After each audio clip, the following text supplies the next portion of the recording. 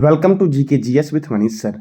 आज 26 अप्रैल 2023 है और आज की जो भी महत्वपूर्ण करंट अफेयर होंगे वो हम इस वीडियो में डिस्कस करेंगे और इस वीडियो का पीडीएफ टेलीग्राम पे मिलेगा जिसका लिंक वीडियो के डिस्क्रिप्शन बॉक्स में है साथियों। तो आइए शुरू करते हैं आज का महत्वपूर्ण करंट अफेयर। साथियों, पहला प्रश्न है, अंतर्राष्ट्रीय प्रतिनिधि दिवस कब मनाया जाता है? तो यह मनाया जाता है 25 अप्रैल को साथियों। देखो, 25 अप्रैल को दो और दिवस मनाए जाते हैं। एक है आपका शून्य छाया दिवस, ये मनाया जाता है 25 अप्रैल को, और दूसरा है आपका विश्व मलेरिया दिवस। ये कब मनाया जाता है? तो 25 अप्रैल को। देखो, थीम क्या था मलेरिया दिवस का? तो रेडी टू कॉम्बैट मलेरिया, ये थीम था विश्व मलेरिया दिवस का। विश्व अंग्रेजी दिवस कब मनाया जाता है? तो यह मनाया जाता है 23 अप्रैल को। साथियों, और भी इस महीने में महत्वपूर्ण दिवस मनाए गए हैं, जैसे कि उत्कल दिवस 1 अप्रैल, नेत्रहीनता रोकथाम दिवस 1 अप्रैल से 7 अप्रैल। अंतर्राष्ट्रीय खान जागरूकता दिवस कब मनाया गया? तो 4 अप्रैल को मनाया गया। अंतर्राष्ट्रीय अंतरात्मा दिवस 5 अप्रैल। राष्ट्रीय समुद्री दिवस 5 अप्रैल। राष्ट्रीय सुरक्षित मातृत्व दिवस 11 अप्रैल। विश्व कला दिवस कब मनाया गया? तो 15 अप्रैल को मनाया गया। विश्व आवाज़ दिवस कब मनाया गया? तो 16 अप्रैल। हाथी बचाओ दिवस 16 अप्रैल। विश्व हीमोफीलिया दिवस 17 अप्रैल। विश्व विरासत दिवस कब मनाया गया? तो 18 अप्रैल को मनाया गया। विश्व लीवर दिवस 19 अप्रैल। चीनी भाषा दिवस कब मनाया गया? तो 20 अप्रैल को। राष्ट्रीय सिविल सेवा दिवस कब मनाया गया? तो 21 अप्रैल को मनाया गया राष्ट्रीय सिविल सेवा दिवस साथियों। रचनात्मक और नवाचार दिवस कब मनाया गया? 21 अप्रैल को। अंतर्राष्ट्रीय मातृ पृथ्वी दिवस कब मनाया गया? तो 22 अप्रैल को। और राष्ट्रीय पंचायत दिवस कब मनाया गया? तो 24 अप्रैल को साथियों मनाया गया। ये था साथियों इस महीने के महत्वपूर्ण साथियों दिवस। साथियों, कल के टेस्ट में जो विनर थे उसके बारे में बताऊंगा, और आज भी साथियों मैं आपसे 10 प्रश्न करूंगा। जो बच्चे उस 10 प्रश्न का जवाब सबसे पहली बार बिना कमेंट एडिट के देंगे उन्हें 20 रुपीज़ का साथियों पुरस्कार दिया जाएगा। अब अगला प्रश्न आपका है, हाल ही में किस स्पेस एजेंसी ने सिंगापुर की 2 उपग्रह को अंतरिक्ष में लॉन्च किया है? तो साथियों इसरो ने। साथियों, इसरो भारत की स्पेस एजेंसी है जिन्होंने सिंगापुर के 2 उपग्रह को अंतरिक्ष में लॉन्च किया है। ये साथियों आपको मैप दिख रहा होगा, ये है भारत और यहाँ साथियों ये है सिंगापुर। ये है सिंगापुर देश साथियों। अब देखो, इसरो ने लॉन्च किया साथियों। देखो, इसरो ने कहाँ से लॉन्च किया? तो आंध्र प्रदेश के श्रीहरिकोटा के सतीश धवन अंतरिक्ष केंद्र से ध्रुवीय प्रक्षेपण यान PSLV-C।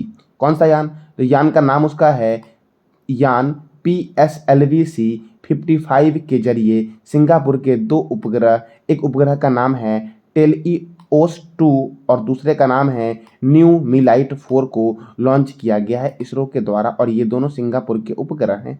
अब इसरो के द्वारा लॉन्च किया गया है तो इसरो का फुल फॉर्म क्या है? Indian space research organisation. इसका हेडक्वार्टर बेंगलुरु में है और बेंगलुरु है कर्नाटक की राजधानी। इसरो की स्थापना हुई 15 अगस्त 1969 को और इसरो के चेयरमैन हैं एस सोमनाथन। अब साथियों सिंगापुर, तो देखो सिंगापुर के प्राइम मिनिस्टर कौन हैं? तो ली हिसीन लोंग सिंगापुर के प्राइम मिनिस्टर हैं, और करेंसी क्या है? तो सिंगापुर डॉलर सिंगापुर की करेंसी है, और सिंगापुर की राजधानी है सिंगापुर सिटी साथियों।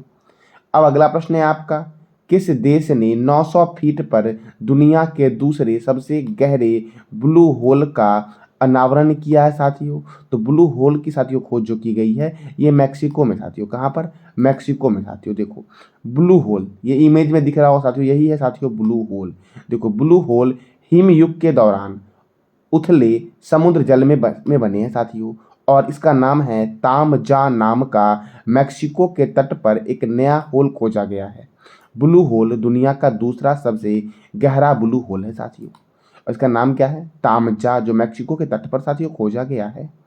अब साथियों अगला प्रश्न आपका है, लता दीनानाथ मंगेशकर पुरस्कार के लिए किसे चुना गया है? तो आशा भोसले को चुना गया है, और ये इमेज में दिख रहे होंगे साथियों, लता मंगेशकर की बहन है आशा भोसले साथियों।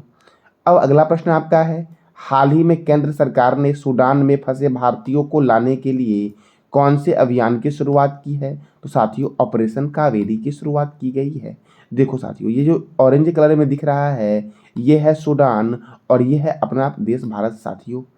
अब साथियों देखो, ये जो साथियों सूडान है साथियों, मैंने बताया था आपको कुछ दिन पहले कि सूडान में 3,000 भारतीय फंसे हैं, लेकिन अभी नई रिपोर्ट आई है जिससे आंकड़े बढ़ गए हैं और लगभग 4,000 भारतीय सूडान में फंसे हुए हैं, जिसे लाने के लिए क्या शुरू किया गया है, ऑपरेशन कावेरी शुरू किया गया है। देखो साथियों, सूडान एक अफ्रीकी देश है और कर्नाटक की हक्की पिक्की जनजाति भी यहाँ फंसी हुई है।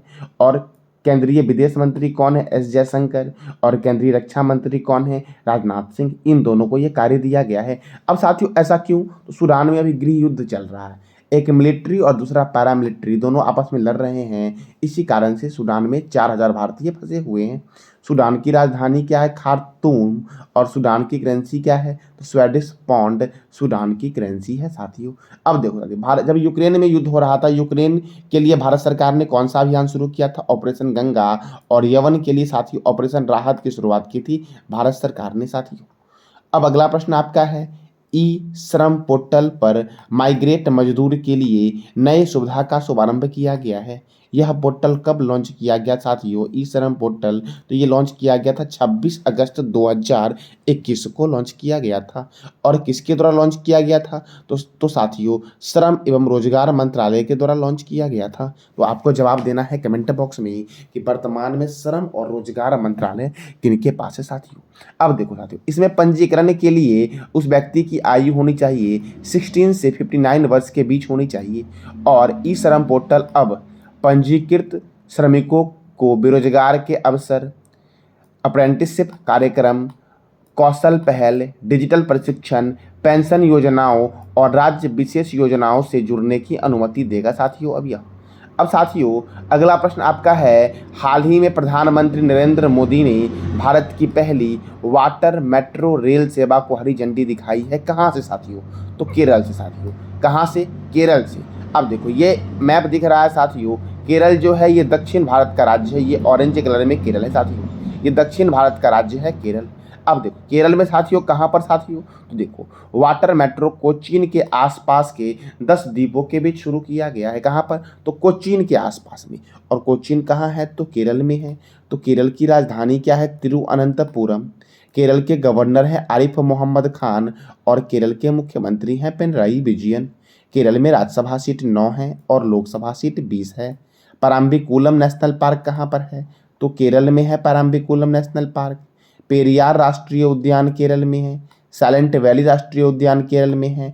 और मैंने साथियों अभी तुरंत बताया था कि इसरो का हेडक्वार्टर कहाँ पर है, तो साथियों बेंगलुरु में है। कर्नाटक की राजधानी बेंगलुरु में इसरो का हेडक्वार्टर है साथियों ऑनलाइन सरकारी ई टैक्सी सेवा किसने शुरू किया, तो केरल ने शुरू किया।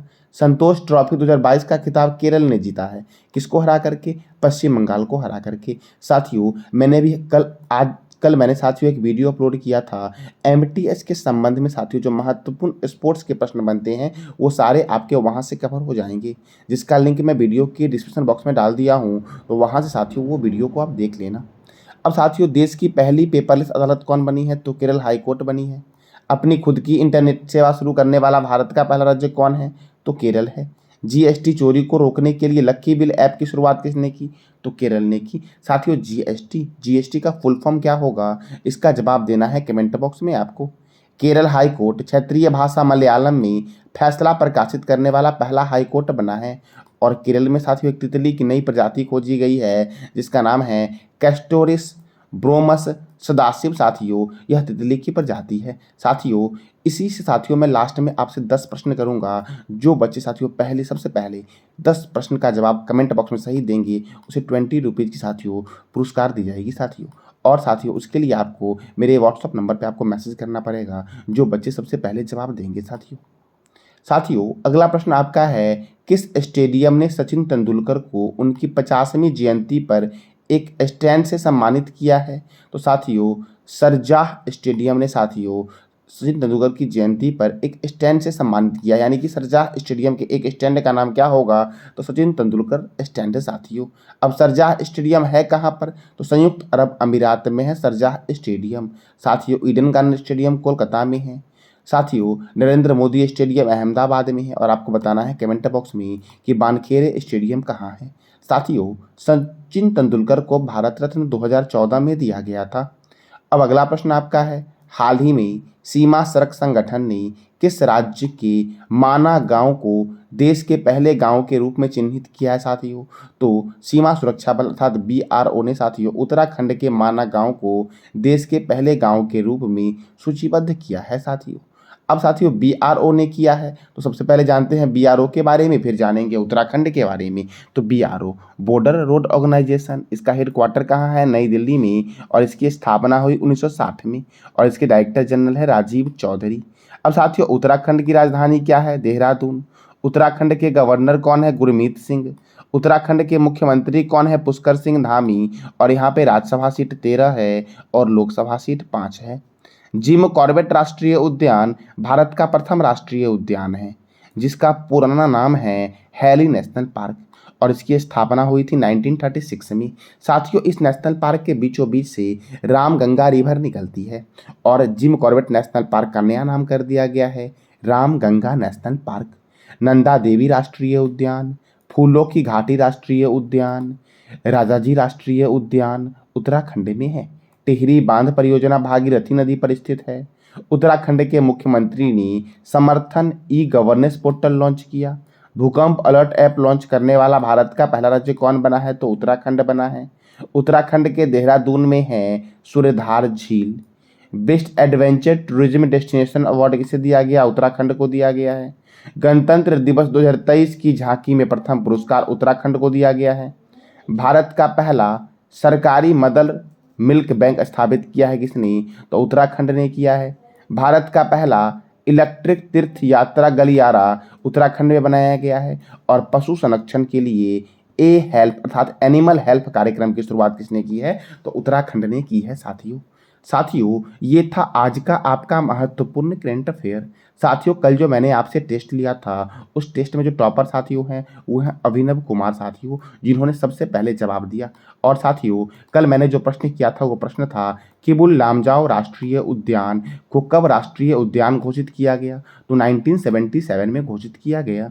राष्ट्रीय समुद्री दिवस कब मनाया जाता है? तो 5 अप्रैल को मनाया जाता है साथियों।